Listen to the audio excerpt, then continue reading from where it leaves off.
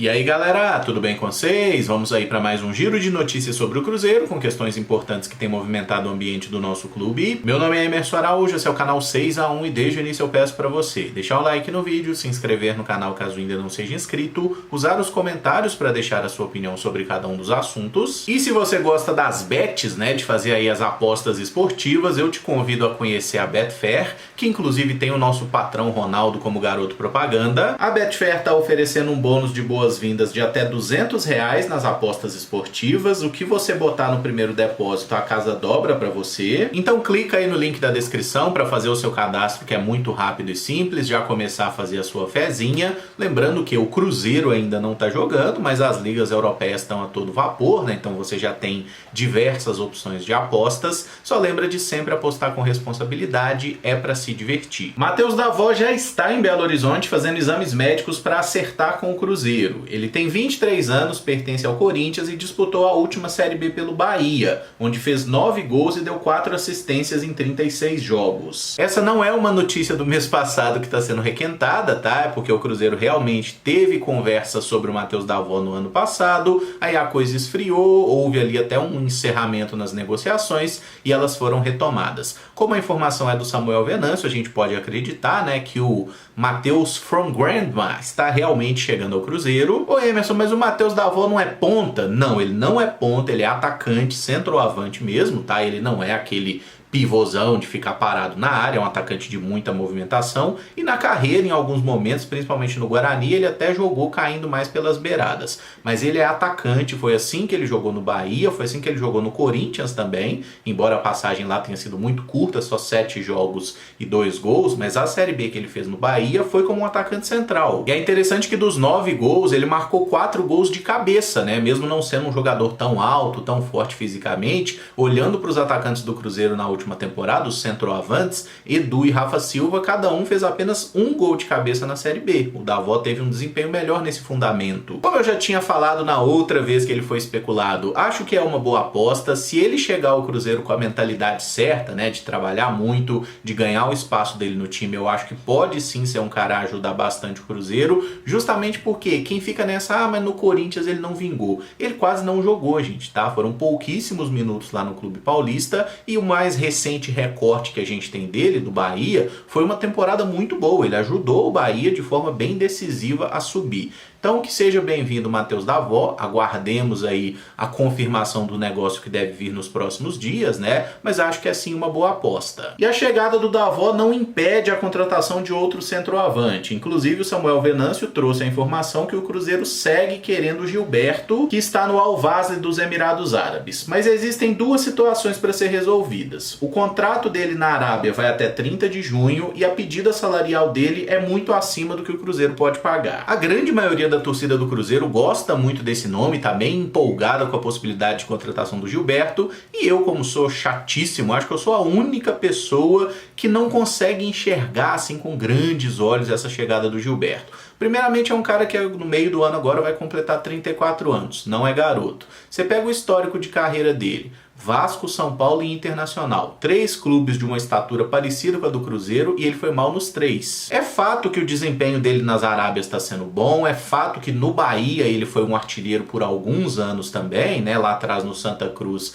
e na Portuguesa tinha jogado bem, mas o Gilberto teve a carreira marcada por irregularidade e eu não consigo ter essa garantia que a maioria tem de que no Cruzeiro ele chegaria, botaria camisa 9 e empilharia gols. Então na minha cabeça a situação do Gilberto é muito simples. Se ele quiser se adaptar à realidade do Cruzeiro, caber no nosso orçamento, que venha, que seja bem-vindo, mas eu não acho que o Gilberto seja uma garantia. Eu acho que ele também é uma aposta e uma aposta diferente, de um jogador mais caro, bem mais experiente. O Gilberto não é um cara que vai melhorar daqui pra frente, é ladeira abaixo, irmão. E eu acho que tem muita gente misturando Gibagol com Gabigol, tá? As letras são as mesmas, tem só uma pequena inversão aí nas 2 primeiras vogais, tá? Mas o Gibagol, o Gilberto, é um bom atacante que foi bem no Bahia, tá bem lá nas Arábias, mas não vale essa pedida toda não, tá? O Gabigol é outro nível de jogador e esse a gente não tem a menor condição de ter. Na Série A do Campeonato Brasileiro, Gilberto soma 230 partidas por diferentes clubes e marcou 73 gols, aproximadamente um gol a cada 3 jogos, tá? Não é uma média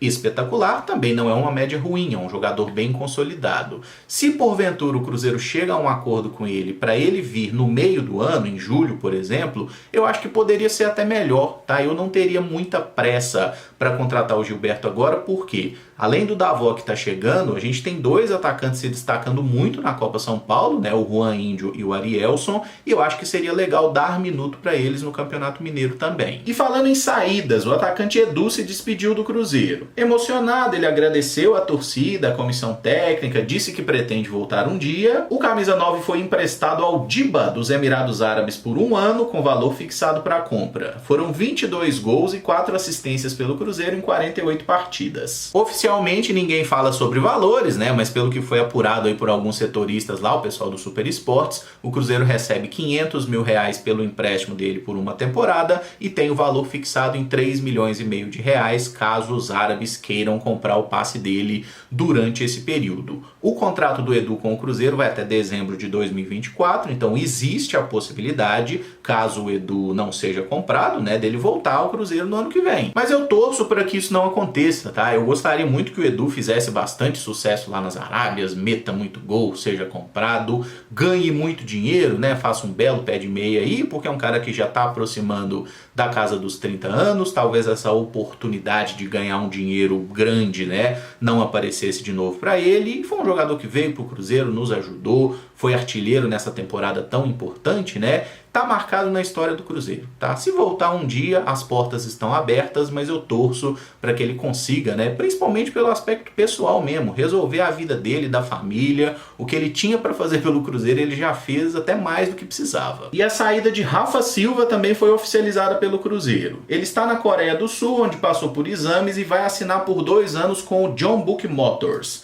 Foram 18 jogos, 6 gols e 3 assistências, e o Rafa agradeceu ao Cruzeiro pela oportunidade nas redes sociais. O Cruzeiro não recebe nenhum tipo de compensação pela saída do Rafa Silva, justamente porque o contrato dele com o nosso clube terminou no dia 31 de dezembro, né? Seria renovado enquanto ele está em recuperação de lesão, mas como ele chegou a um acordo com outro clube, vai assinar contrato por lá, ele está livre no mercado, pode ir para onde quiser. E assim, eu acho que a gente tem muito a agradecer ao Rafa Silva, né? Porque tecnicamente ele era um jogador muito acima do nível da Série B, tanto que ele não estava tão bem fisicamente, ele tinha problemas, mas nos jogos que ele conseguia jogar, ele ainda estava muito acima. Mas eu acho que o Rafa também tem que ser muito grato ao Cruzeiro, né? Porque quando a gente pega um jogador que ficou 2 anos sem jogar, aí voltou lá no Wuhan, entrou em 5 partidas, depois rescindiu o contrato, ele era uma completa incógnita no mercado. Foi essa passagem pelo Cruzeiro onde ele não jogou tanto, mas 18 partidas, foi uma amostragem que os coreanos viram,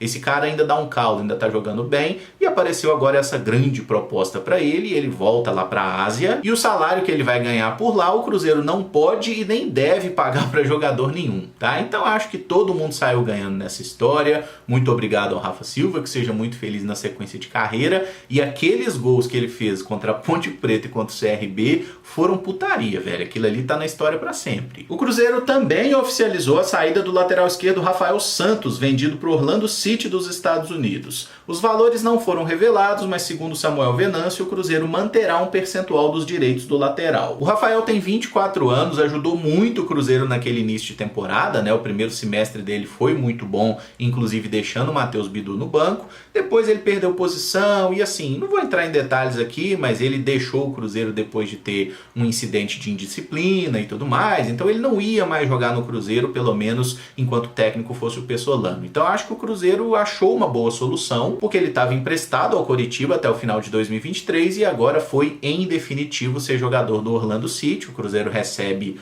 alguma mixaria que a gente não sabe qual é e mantém um percentual que pode receber mais dinheiro no futuro. Acho que foi uma boa para o jogador também, né, que vai ter uma oportunidade aí de jogar nos Estados Unidos, questão de qualidade de vida. Então acho que ficou bom para todo mundo. que o Rafa seja muito feliz por lá também. E o Globo Esporte noticia que o Cruzeiro está rescindindo o contrato com o zagueiro Matheus Silva. Ele tinha vínculo com o nosso clube até dezembro de 2023, mas vai rescindir amigavelmente e assinar com a Ponte Preta por 2 anos. No ano passado foi amplamente divulgado que o Matheus Silva iria renovar o empréstimo com a Ponte, né? Ele ia seguir na Macaca até o final do seu vínculo, mas agora houve aí uma mudança nos moldes da negociação, tá? Então ele vai em definitivo para a Ponte Preta, jogou só 5 vezes pelo Cruzeiro no Campeonato Mineiro, né? Foram pouquíssimos minutos. Enfim, que seja feliz, irmão. Obrigado aí. Tomara que ele vá muito bem na Ponte Preta, que consiga dar sequência à carreira em bom nível. E o atacante Alex Matos também está deixando o nosso clube. Ele está em Belém para fazer exames médicos e assinar com o Paysandu.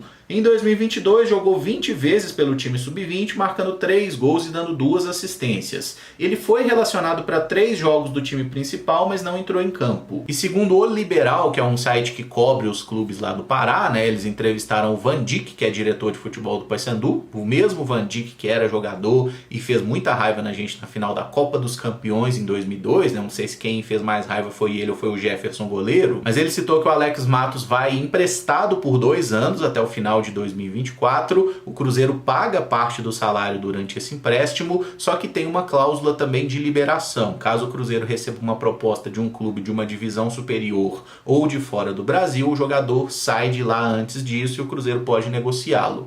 Então, tomara que o Alex Matos se destaque por lá, jogue muito bem. Ele não ia ter espaço no profissional, não tem mais idade para jogar pela base, né? Então, irmão, ó, que seja muito feliz. E para fechar, o Cruzeiro goleou o Capivariano por 6-1 pela Copa São Paulo de Futebol Júnior, homenageando o canal e o feito lá de 2011. O Arielson fez 2 gols, o Denilson marcou outros 2, Joseph e Juan Gabriel completaram a vitória. O Cruzeiro está virtualmente classificado para o mata-mata. E o Cruzeiro ainda não está matematicamente garantido porque existe uma combinação de resultados aí que seria um mecatombe, mas é possível, tá? Para o Cruzeiro ficar fora, a gente precisaria tomar uma goleada de 6 gols de diferença para o Penapolense, o jogo vai ser no domingo de manhã, inclusive, então a gente teria que tomar essa lambada de 6 e o Capivariano venceu o Comercial também, tá? Acho que por 2 gols de diferença. Então assim, o Cruzeiro está virtualmente classificado, a campanha até o momento é muito boa, em 2 jogos o melhor ataque com 11 gols marcados, só 1 sofrido, e poderia ter sido mais, tá? Porque o Pedrão, zagueiro que até jogou no profissional, ele faz um gol pelo Cruzeiro, um gol absolutamente legal, tinha 3 jogadores dando condição, a arbitragem anulou esse gol quando a partida ainda estava 0-0 ali no primeiro tempo.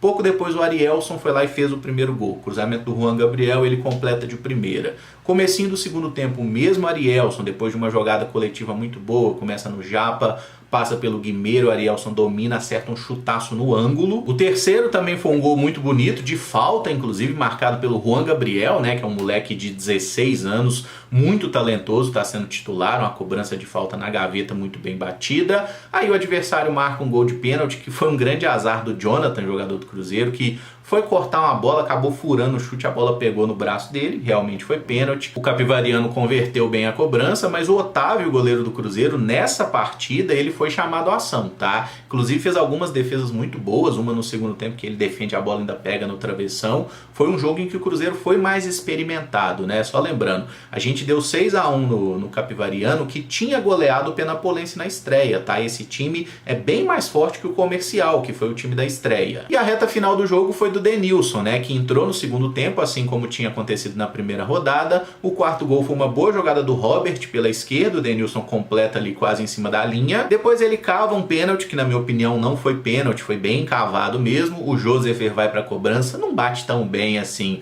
mas conseguiu bater, fez o gol, foi o 5º gol. E um prêmio para o Joseph, que fez outra partida espetacular, de novo jogando em todas as posições do campo, né, às vezes aparecendo mais no ataque, mas jogando ali como um zagueiro pela direita fazendo a saída de bola. A copinha do Joseph está sendo muito boa. E o 6º gol também foi do Denilson, dessa vez acionado pelo Juan Índio, que ganhou a bola de cabeça. O Denilson botou na frente, driblou o goleiro, finalizou de perna direita, deu as cambalhotinhas dele lá. Denilson, um dos artilheiros da copinha, com 3 gols. Ele e o Arielson têm 3 gols. O Juan Índio é o principal garçom da competição até agora, com 3 assistências. E eu acho muito positivo que a gente veja jogadores diferentes se destacando a cada partida, né? Porque na estreia estreia, o Arielson fez lá o primeiro gol, mas não teve assim um jogo de tanto destaque. Dessa vez ele já foi o grande nome, na minha opinião, porque foram 2 gols, e os gols mais difíceis, né? O gol do 1-0, o gol que sacramenta a vitória, é sempre um gol mais difícil de ser feito, e o Arielson teve muito mérito. É um cara que eu acho que o Pessolano, por exemplo, deve estar olhando com muito carinho, porque é esse camisa 9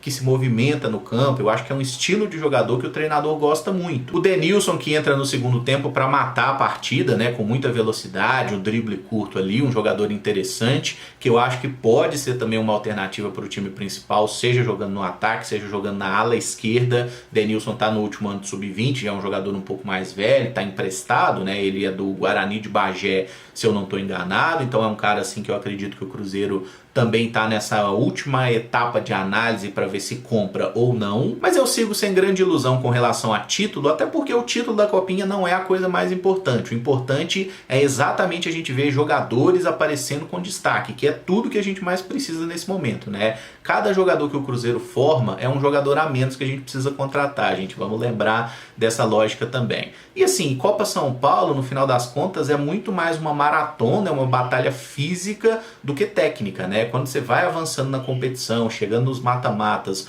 jogo praticamente dia sim, dia não, fica muito complicado. Você tem que rodar o elenco, e então eu não tenho grandes ilusões com relação a título, mas eu acho que a campanha está sendo muito boa e tomara que a gente possa caminhar o máximo possível. Se der para ser campeão, melhor ainda. Lembrando que alguns jogadores que poderiam estar na Copinha não estão, ou por opção do Cruzeiro ou por questão médica, né? O Juan Santos está lesionado, o Matheus Xavier também parece que está com uma lesão, então não está lá. O volante Ian tá fazendo pré-temporada com o time principal, ele tá inscrito na Copinha, mas ficou em Belo Horizonte trabalhando. O Everton, Kaique e Stênio têm idade para a Copinha, mas estão servindo a seleção sub-20. Jogador de talento tem na base do Cruzeiro, como tinha nos últimos anos. A questão é que a nossa transição de base para o profissional era um lixo. Tomara que ela seja melhor feita agora, né? Para que a gente possa aproveitar melhor esses jogadores. E eu encerro esse vídeo por aqui. Se você gostou, eu peço que deixe o like, se inscreva no canal caso ainda não seja inscrito e use os comentários para opinar sobre cada um dos assuntos. Muito obrigado por acompanhar, um abraço e até o próximo vídeo. Valeu!